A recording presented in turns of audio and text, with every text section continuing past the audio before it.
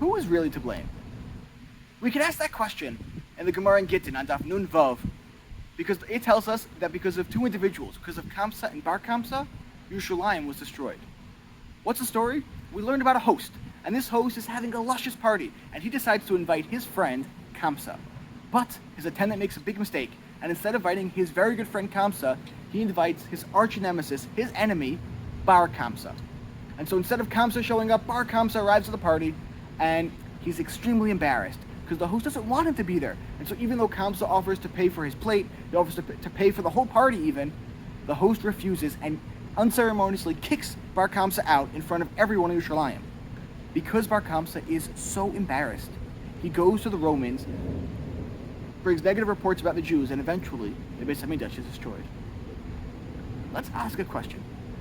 I understand why Bar Kamsa is to blame, but why is Kamsa to blame for the destruction of the Beis Hamikdash? Why do we blame Kamsa when he wasn't even at the party?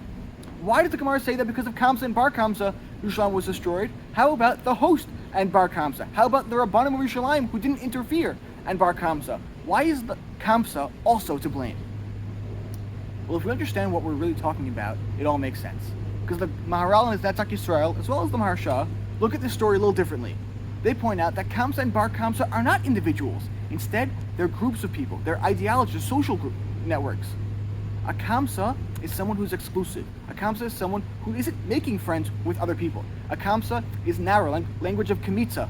And it's someone who only has a few select friends and is not open to inviting anyone else into their social circles. And so what's a Bar Kamsa? Well, if a Kamsa is this narrow group, a Bar Kamsa, like language of Brisa, someone who's on the outside, a Bar Kamsa is someone who is excluded. This is a story about a host, about a party where he wanted to invite his friends and instead ended up accidentally inviting his enemies and ended up inviting people who he didn't like and refused to play, they refused to interact, refused to hang out with them. Rabbi Judah Michel, many years ago when I was in Camp Hask, pointed out to me that we have this minhag during the 9 days that we invite anyone to a siyum. If I'm making a siyum, Baruch Hashem, I'll invite you. I don't care if I know who you are, I'm going to invite you anyway.